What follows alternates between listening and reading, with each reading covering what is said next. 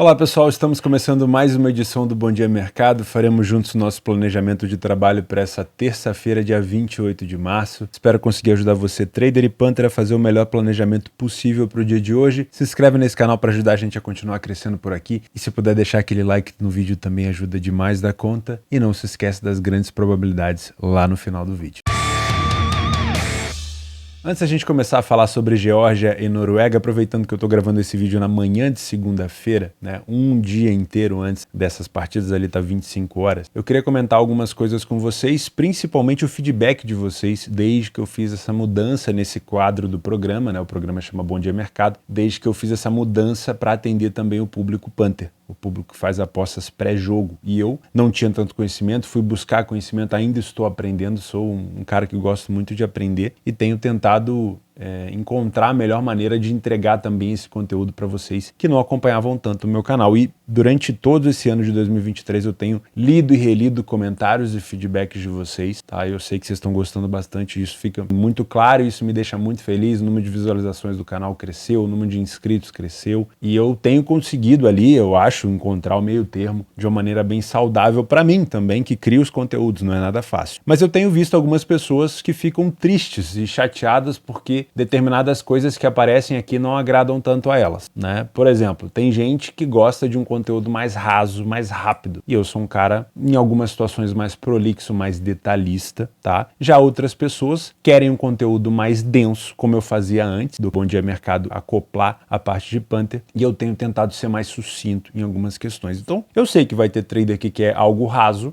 não são todos, não são a maioria, e que vai ter punter que quer algo mais detalhado, né? Mas é muito difícil atender os dois lados. Quando você produz um conteúdo para trade, você sabe que as pessoas ali compram e vendem posições ao vivo. Então, o maior número de informações, o maior número de detalhamento para elas importa. Porque dependendo da característica que aparece dentro do campo, ela tem que tomar alguma iniciativa, ela tem que tomar alguma ação de abrir ou fechar uma posição. Então todo detalhe importa, né? Assim como eu sei que tem punters que querem mais detalhe para fazer a sua precificação, para traçar suas linhas e não querem um conteúdo super rápido, falando, ó, Geórgia, Noruega, LA, Geórgia, vambora, né? Então perceba que é difícil para mim conseguir agradar os dois lados. Eu sou um cara que sempre fui muito detalhista. Vídeos do Bom Dia Mercado antigamente tinham 40, 50 minutos, porque eram produzidos só para trade. Hoje eu já tento ser um pouco mais sucinto. Então, quando você vê eu fazendo uma análise de 7, 8, 9, 10 minutos de um jogo só, saiba que eu não estou atendendo só a sua necessidade. Tem uma outra pessoa que também precisa daquela informação. Por isso que eu deixo a linha do tempo aí no vídeo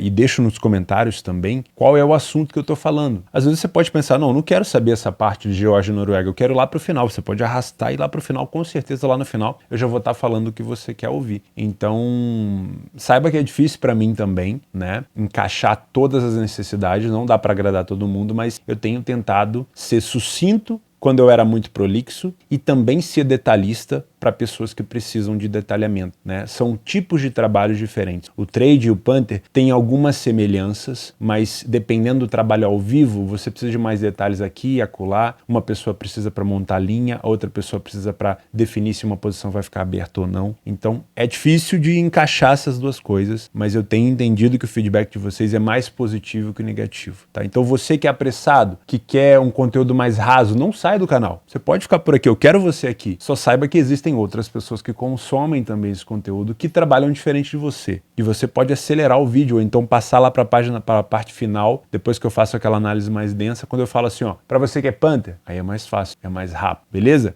Muito obrigado pelo feedback de todo mundo, gosto muito de receber. Tem algumas pessoas que exageram na crítica, né, e enfim, falam algumas coisas sem muito sentido, mas eu quero deixar claro aqui que o canal tem essa pretensão. O Bom Dia Mercado, ele passou agora a querer atender os dois públicos. Eu quero que vocês se sintam bem aqui também, tá bom? Então todo feedback é bem-vindo e espero conseguir alcançar o maior número de satisfação possível dos dois lados, mesmo sendo impossível agradar todo mundo. Beleza? Então vamos começar com Geórgia e Noruega. Aqui é um jogo, ó, mais um jogo que a gente vai ter que se aprofundar um pouquinho. Ou você é especialista na Geórgia? Eu não sou, tá? Ou você sabe como a Noruega joga sem o Haaland? O que a Noruega perde ou não perde? Eu não sei, vamos aprender junto. tá bom? 3,40, 2,10. Por si só, a gente olha para a odd da Noruega e pensa, tem caroço nesse angu. E é o angu do Haaland, né? É o caroço do Haaland que não está presente por aí, é isso que pode prejudicar um pouco a seleção da Noruega. Vamos dar uma olhada como chega a seleção da Geórgia aqui para esse confronto. Vou falar sobre Nations, a última competição que ela disputou. A gente consegue ver aqui que dentro de um grupo da Liga C com Bulgária, Macedônia e Gibraltar, a Geórgia foi líder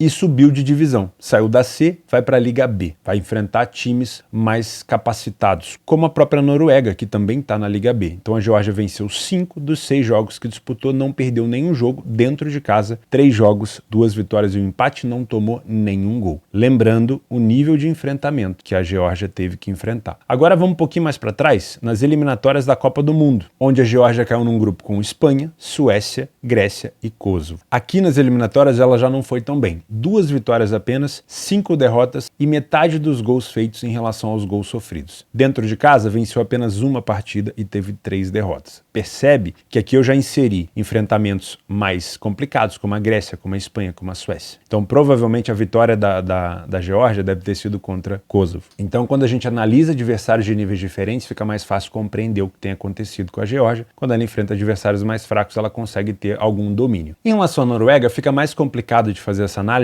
porque tem o fator Haaland envolvido e hoje ele é um fator extremamente decisivo. Se a gente pegar a última participação da Noruega na Nations, a Noruega foi segunda colocada num grupo com Sérvia, Eslovênia e Suécia. Uma colocação boa, só que teve apenas 3 vitórias. Fora de casa, a Noruega venceu 2 partidas e perdeu uma. Isso, obviamente, com o Haaland em campo. Tá? Eliminatórias da Copa do Mundo, vamos ver o grupo que a Noruega pegou. Turquia, Holanda, Montenegro, Letônia e Gibraltar. Um grupo relativamente acessível de Montenegro para baixo, mas com Holanda e Turquia, obviamente, ficando ali nas primeiras colocações. A Noruega somou 18 pontos e venceu metade dos jogos. Fora de casa, a Noruega venceu mais do que perdeu. De novo, a Noruega mostrando força fora de casa. Porém, o fator Haaland em campo é sempre preocupante e ele não está disponível nesse jogo contra a Geórgia. Então, para exemplificar ainda mais a questão do confronto, olha só, eu vou utilizar aqui o PDF de apoio e vou mostrar para vocês como a Noruega foi bem fora de casa nos últimos jogos, principalmente na Nations, e como a Geórgia também foi bem dentro de casa nos últimos jogos. Mas percebam que a gente acabou de ver que o nível de enfrentamento da Geórgia era de seleções inferiores, era de uma liga da Nations chamada Liga C,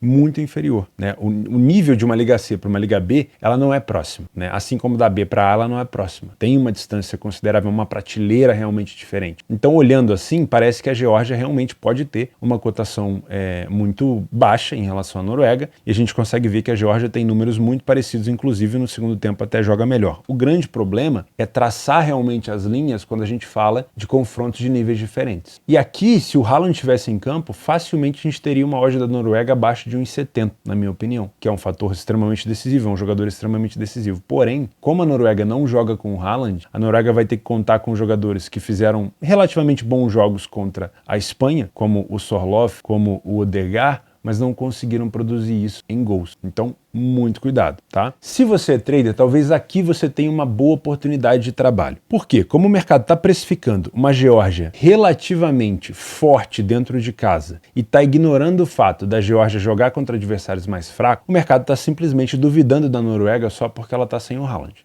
Então, se a Noruega for minimamente organizada defensivamente, mesmo que eu não tenha o fator Haaland ali, eu tenho ainda a bola chegando para os jogadores da frente, eu tenho um time organizado. Com isso, você pode ter uma boa oportunidade para trabalhar esse layer para a equipe em campo na Geórgia, já que o mercado está tão enviesado com essa falta do Haaland. Mas você também pode ter oportunidade, já que o mercado já não está acreditando tanto na Noruega, de corrigir essa cotação da Noruega se ela não começar bem, né? E aí facilita muito o seu trabalho, porque você vai ter ou um mercado tomando um susto muito grande, com uma Noruega acima do esperado e a odd da Geórgia corrigindo rapidamente, porque o mercado já imagina uma Noruega com dificuldade de fazer gols, e se essa dificuldade for de fato confirmada com uma desorganização, certamente você vai ter oportunidade para corrigir essa odd da Noruega. Se você é Panther, eu gosto muito de pensar nessa dupla chance da Noruega, não pegaria um empate anula, tá? Eu pensaria nessa dupla chance da Noruega, mesmo com uma odd um pouco mais baixa, e também pensaria no mercado de over 1,5, lembrando que a Noruega perdeu na estreia para a seleção da Espanha por 3-0. O saldo de gols não é importante nessas eliminatórias. O confronto direto é importante, que é o primeiro critério de desempate. Então, mesmo que a Noruega esteja ganhando por 1-0 ou 2-0, a Geórgia não precisa se preocupar se ela vai tomar mais gols ou não. Ela tem que ir para cima, assim como foi a situação do Cazaquistão com a Dinamarca. A Dinamarca vencia por 2-0, tanto faz se perder por 2 ou por 10. O Cazaquistão acionou o modo loucoragem, foi para cima e conseguiu virar o jogo. Então, pode sim ser um jogo bom para gols, e eu gosto muito de pensar nessa odd do over 1,5 a 1,40, mesmo que a qualidade da Geórgia seja bastante duvidosa. É uma seleção que em casa consegue fazer bons jogos. Às 3h45, um confronto entre Escócia e a Espanha, uma cotação da Espanha próxima de 1,70. A Espanha que trocou o treinador depois daquela eliminação para o Marrocos, entrou o De La Fuente, já fez uma estreia dentro de casa, se não me engano foi em Málaga, que venceu a seleção da Noruega. Se eu não me engano foi 3-0 o jogo, posso estar fazendo aqui uma confusão, 3-0 contra a Noruega. Vai enfrentar uma seleção da Escócia que também venceu por 3-0 o seu primeiro jogo contra o Chipre. Tá? Vamos fazer o nosso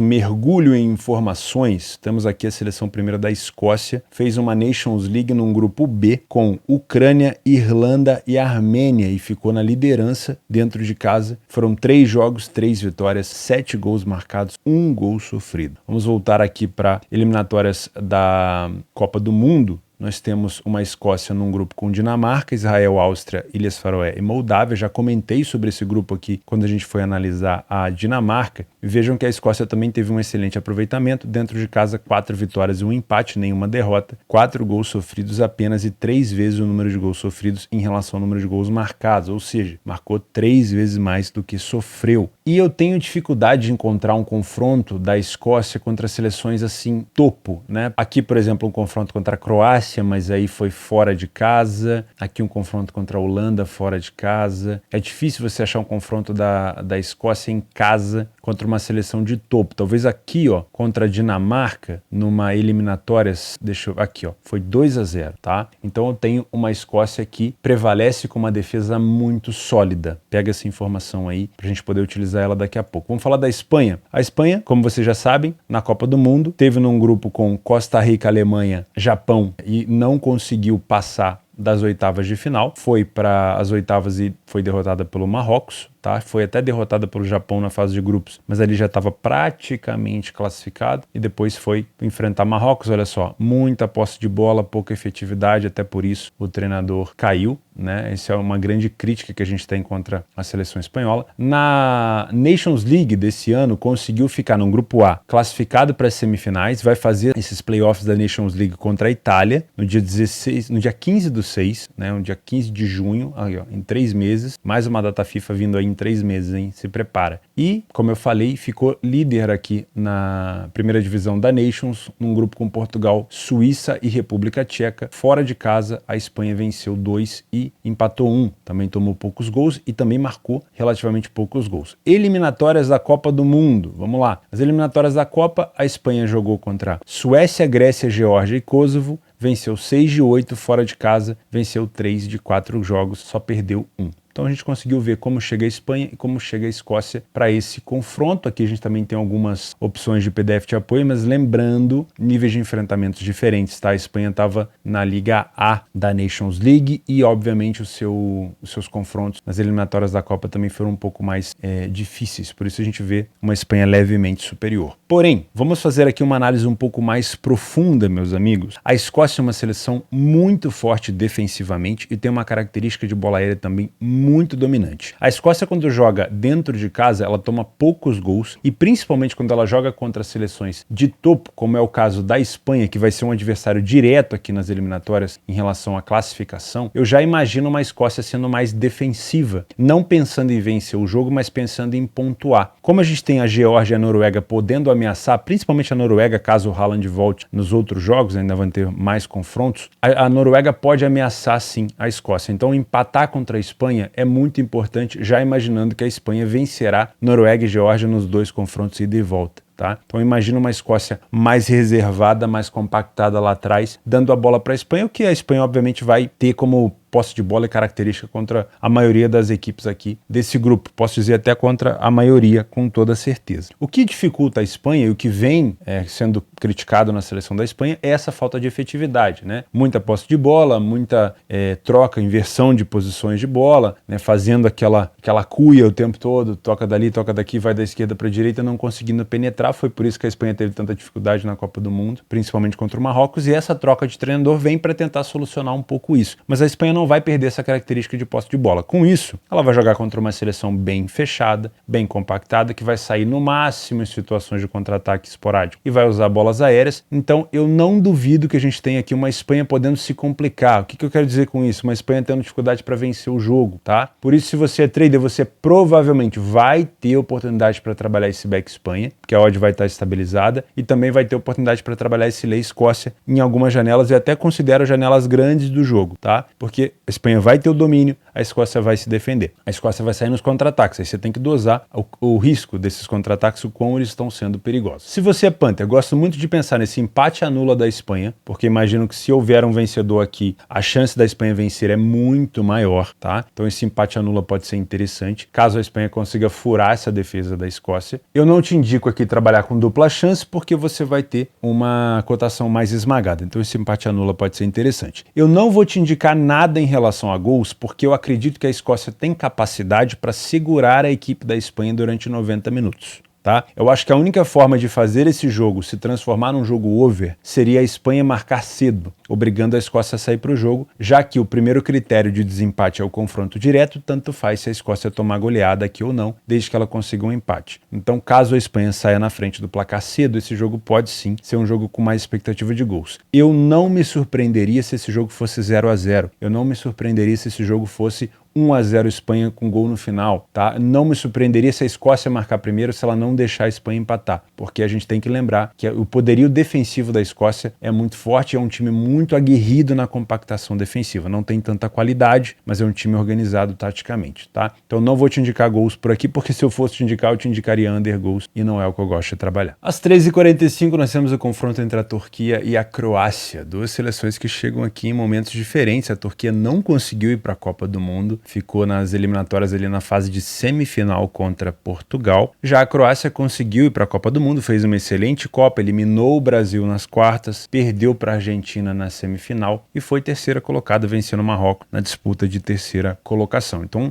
já é a segunda Copa que a Croácia consegue ficar no pódio, né? Foi vice-campeã quando perdeu para a França na Copa de 2018 e depois foi terceira colocada na Copa do Catar. Vamos dar uma recapitulada de como é que chega a Turquia, pelo menos nessa última competição aqui da Nations. A gente já falou da Turquia, vocês já sabem que a Turquia teve um declínio, né, uma queda de divisão na Nations, aí acabou pegando equipes de enfrentamentos de níveis mais fracos na terceira divisão, já subiu, né, que é o que a gente vai ver aqui, ó, a Turquia na liderança contra Luxemburgo, Ilhas Faroé e Lituânia, então ela já subiu de divisão novamente, mas a Turquia fez uma boa eliminatória, né, da Copa do Mundo, mesmo tendo pego aqui um grupo com a Holanda junto, não passou em primeiro, mas ficou próximo, ficou 2 pontos da Holanda, então fez uma boa campanha dentro de casa. A Turquia venceu 2 jogos e não perdeu nenhum, teve mais empate do que derrota. A Croácia, como a gente já sabe, veio de uma terceira colocação no Mundial. No último jogo agora que fez nas eliminatórias da Euro, vencia com determinada tranquilidade País de Gales. País de Gales agora sem o Gareth Bale, que aposentou em janeiro para jogar golfe.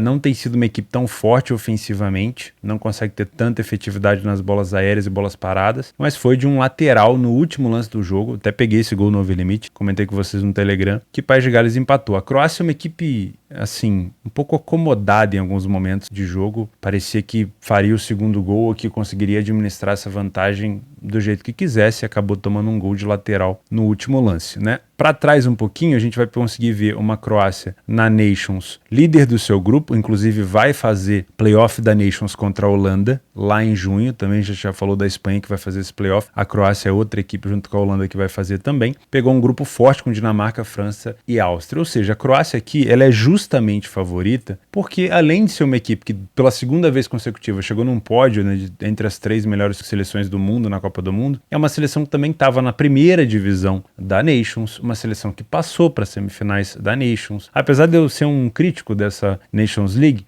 o nível de enfrentamento é muito alto, né? Então a Croácia é uma equipe muito experiente, muito cascuda. Vai enfrentar uma Turquia que hoje tem uma dificuldade muito grande defensiva. A Turquia tem um bom ataque, tem alguns jogadores que não estão sendo convocados mais, por exemplo, o Serdar Dursun, que está no Fenerbahçe, eu gosto muito desse jogador, mas teve uma queda de rendimento, mas não tem uma boa defesa, tá? Utilizando aqui um pouquinho do PDF de apoio, a gente consegue ver que a Turquia sofre bastante gol dentro de casa, somente em 33% dos jogos ela fica sem sofrer gol. Óbvio que aqui a gente está vendo uma Turquia com mais superioridade nos números, com mais cores verdes, porque esses últimos jogos da Turquia foram contra seleções de nível mais baixo. Só a gente pegar aqui dentro de casa os últimos jogos da Turquia, onde ela conseguiu vencer Luxemburgo, Lituânia, Ilhas Faroé, teve uma vitória contra a Escócia e aqui República Tcheca. Esses últimos dois foram seleções realmente mais fortes, mas lá embaixo, quando ela disputou a terceira divisão da Nations, realmente foram confrontos bem ruins. A Croácia, a gente já sabe, o nível de enfrentamento é bem alto, principalmente os últimos jogos aqui na Copa do Mundo. Tá. Se você é trader, eu gosto muito de pensar em correção de preço por aqui, não viria enviesado, porque por mais que eu tenha uma Croácia mais cascuda,